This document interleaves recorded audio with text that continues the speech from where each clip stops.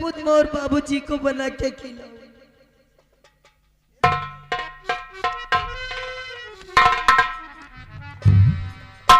चांदनी देखो, मैंने कहा कि ना तो भोजन है और ना ही राशन है, तब यहां से जा सकती हो।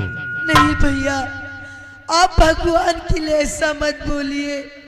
जरा सोचो, अंधी माँ और बूढ़े बाबूजी बहुत भूखे हैं। आज 2 दिनों से उन लोगों ने कुछ खाया नहीं है, भूख से तड़प रहे हैं। मुझे थोड़ा सा राशन दे दो ना मेरी माँ। मैंने कह दिया कि कुछ नहीं है, चुपचाप यहां से चली जाओ। नहीं भैया, मुझे राशन दे दीजिए, मैं आपके पाँव पड़ती हूँ।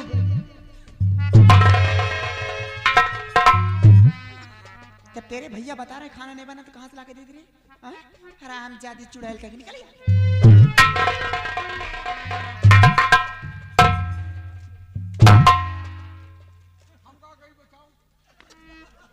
देख रहे हैं स्वामी जी, वो चांदनी आ गई और ये पेटू खाने में लगा हुआ। अरे हराम खोर, हम इसी जगह झूठ बोल रहे हैं और तुम खा रहे हो, हैं?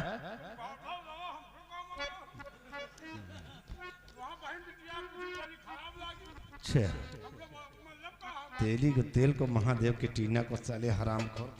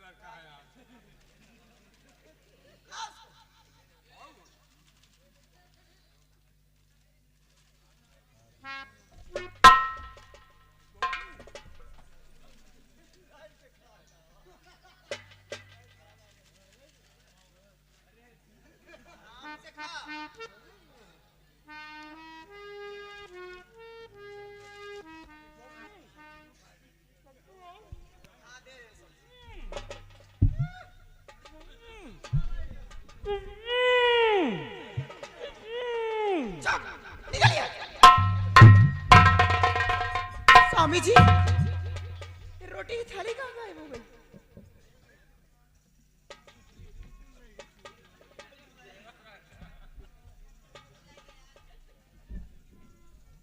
क्या हुआ? अभी तो तब इसे खिला रही है, तो क्या हो गई? ये तो सोच रहे हैं कि सिरवा को खाना खिला रहे थे, सारी रोटियां यहाँ से गायब हो गई। ये लगता है कोई बिल्ली आई और रोटियां ले गई। स्वामी जी, बिल्ली आएगी तो रोटी खाएगी, थाली थोड़ी खाएगी। थाली भी नहीं यहाँ पर। अभी तो तुम ठीक कहती हो, अगर बिल्ली आएगी तो सिर्फ रोटियां ले जाएगी, थाली नहीं। तो फिर तीन के सिवा यहाँ चौथा कोई है नहीं, तो ले कौन गया? चौथा है स्वामी जी। मुझे लग रहा है कि चांदनी यहाँ से रोटियां चुरा करके ले गई है। क्या चांदनी ले गई? क्योंकि कोई आई थी तो सिर्फ चांदनी आपकी बहन आई थी यहाँ पर। दीवार चांदनी ले गई है तो ले जा रहे, ले जाने दो। हाँ, ले गई है तो ले जाने दो। तुम चलो दूसरा भोजन तैयार करो और हम भोजन फिर करते हैं। आवरी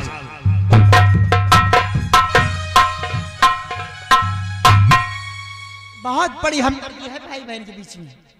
वो हराम जादी रोटियां चुरा करके ले गई और कहते हैं ले गई तो ले जाए तो खाने नहीं दो, वो रोटियां खाएगी।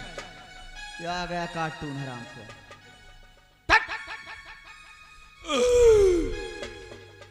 गाला फंस गया। ला भौजी खाना ला। बाटल कहाँ से लेकर आए रे? यह तो लाइटरिंग वाला है भौजी। पानी है तो कहो पानी मिलता ही नहीं रहा। एक बुढ़ा लिए लाइटरिंग जाता हम कहीं ला खाना का हो। यहाँ से सारी रोटियां मुझे लग रहा है चांदी चुरा कर ले गई और यही बात तेरे भैया से कही थी, तेरे भैया कहते ले गए तो ले जाए तो खा लेंगे उसे। उस दुधमुही बच्ची की इतनी बड़ी औकात की पासी थारी है इसलिए के सोचो भौजी सोचो, उसकी इतनी बड़ी औकात की तुम्हारे सामने से पासी थारी है इसलिए के काल तुम करोड़ों के गहना पहने रहा था, यही तरह आदत पड़ी रही तुम्हार गहना गुड़िया चला ले। होशियार हो जाओ। उस रामचंद्र की इतनी बड़ी औकात, इतनी बड़ी मजाल की चंदा देवी की हाथ की बनाई हुई रोटियां खाएगी, उसके मुंह के अंदर एक निवाला नहीं जा गया। अगर बगल घूम के देखते रहना, अगर कहीं भी चांदी दिखाई देती है तो आकर मुझसे खबर करो, उसको काट डालूंगा हरामजादी को।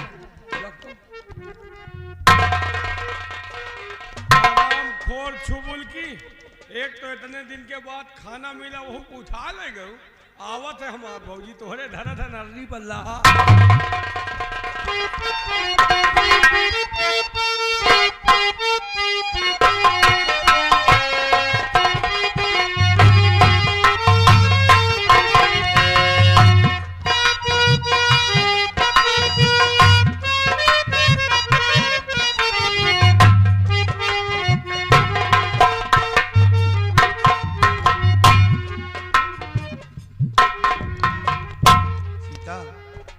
लगता है बहू रानी ने आज खाना बनाया है, क्योंकि मुझे पूड़ी की महक आ रही थी। हाँ सीता, और बिटिया चांदनी गई है और वो खाना लेकर आती होगी। आओ बैठो।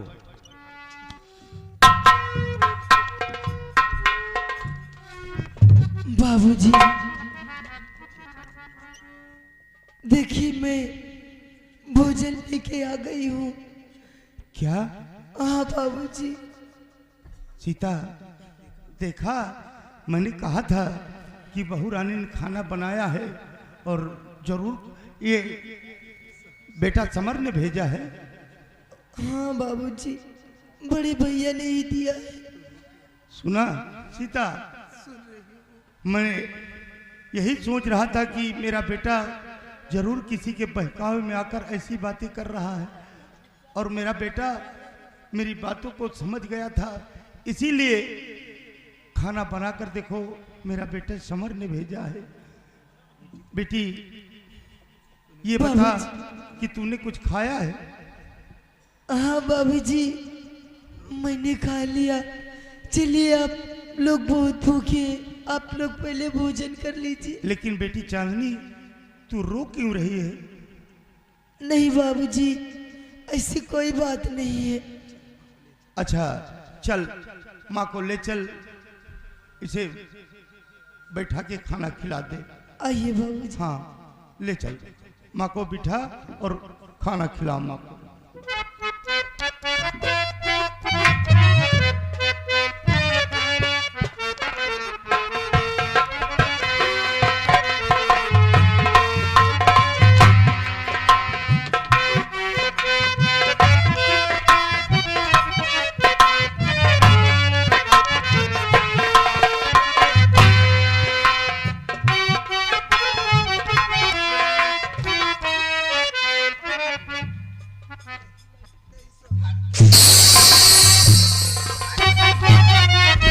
चुरा करके रोटी तू लाई यहाँ।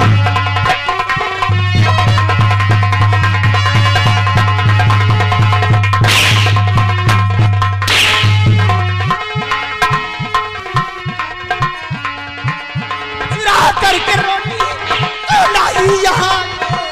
हमारी नजर तू पराई सितारे।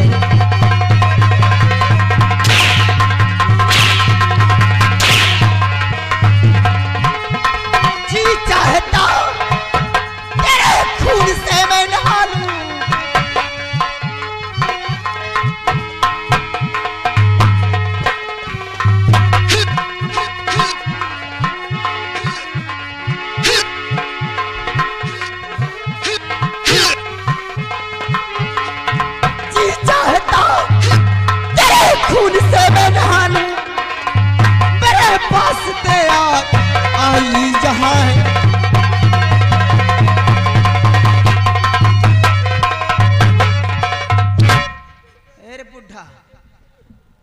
दिन की जो जिंदगी बची अगर जीना चाहता है तो इस कमीने को छोड़ दे, वरना एक को नहीं तीनों काट के दफनाऊंगी इसी जगह पे। नहीं नहीं, हम अपनी बिटिया को कभी नहीं छोड़ेंगे। अच्छा, मारना है तुझे तो मुझे मार, बिटिया को क्यों मार रही है? अरे मासूम बिटिया है, कोई जानवर तो नहीं जो ऐसे जानवर की तरह पीट रही है। हराम खुअर, सबसे ज्यादा तुम ही लाड प्यार में रखते हो।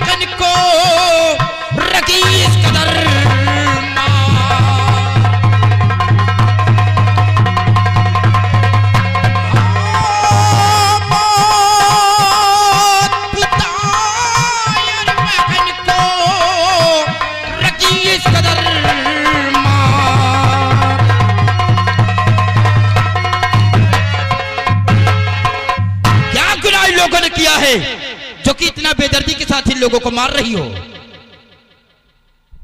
गुनाह जानना चाहता? हाँ, मैं गुनाह जानना चाहता हूँ। छपरी बहन से क्या किया है मेरी बहन ने? रोटियां क्यों चुरा करके लाई? रोटियां चुरा कर लेकर आई है, इसी को जुर्म में इतना बेदर्दी के साथ मार रही हो? जिनके समक्ष कभी खड़े होने की औकात न पड़ी हो, आज उनके सीने पर अपना पैर रखी हो। काश अगर ये तुम्हारे सगे माँ बाप होते तो यही सलूट करती। और फिर वो रोटियां चुरा कर लेकर आई है तो अपने घर से लेकर आई है, किसी गैर के हाथ नहीं।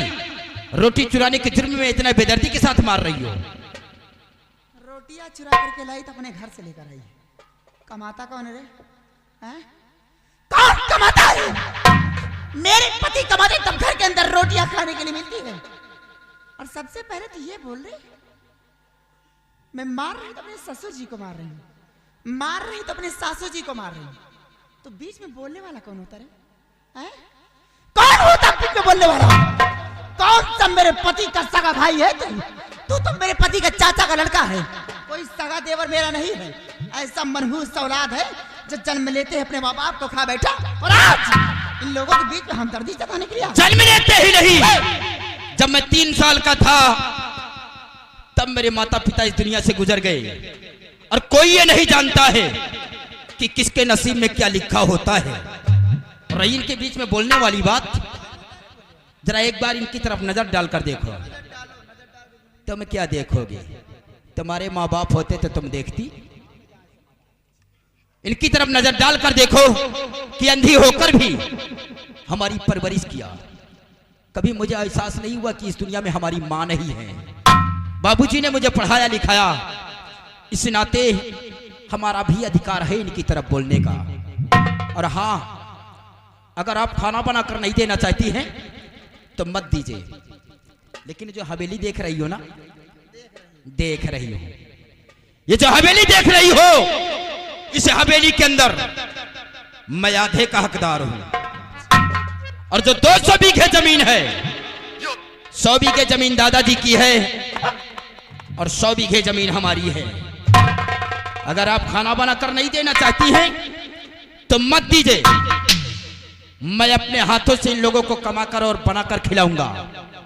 लेकिन दोबारा हाथ उठाने की कोशिश नहीं करना, नहीं तो मैं भूल जाऊंगा कि आप हमारी भाभी माँ हैं। एक हाथ उखाड़ कर दूसरे हाथ में रख दूंगा और जिंदगी भर के लिए एक हाथ की लूली बनकर बैठ जाओगी। बहुत ऊंचे स्वर में बात करते विमल सिंह, आज हिस्सा देने लेने की बात आ गई है? ले लेना, चंदा दे दे। एक बात और समझ लेना, जिस दिन इस सवारी पे हिस्सा नहीं निकालना, जिस दिन सवारी पे हिस्सा नहीं निकाल विमल सिंह, उस दिन साथ में कफन लेकर आना। ये चंदा देवी गड्ढा तैयार रखेगी सिर्फ हिस्सा देने के लिए। इन लोगों को हिस्सा में क्या मिलेगा, इसी वक्त दे रही हूँ, परेशान होने की- माँ का दर्जा दिया है ना, इसलिए मजबूर हूँ। अंदर अंदर जा, तुम लोगों के हिस्सा में यही थाली है, जाकर गांव के अंदर भीख मांगो, इस समय के अंदर कुछ नहीं मिलेगा। भाभी जी, भीख ये लोग नहीं, भीख तो तुम्हें मांगना होगा। तुम्हें अगर ये लोग चाह ले तो अभी तुझे अपने घर से बेघर कर दें, अपनी जमीन जायदाद से तुझे बेदखल कर दें। और इनके पास इतनी दौलत, इतनी जमीन है कि ये सारी जिंदगी बैठकर खाएंगे, फिर भी कभी कम नहीं होगा। कटोरा लेकर गली गलियारे में भीख ये नहीं, भीख तुम्हें मांगना होगा, तुम्हें। ये तो वक्त बताएगा विमल सिंह कि कौन गली गली भीख मांगता है और कौन ऐशो आराम की जिंदगी जीता है।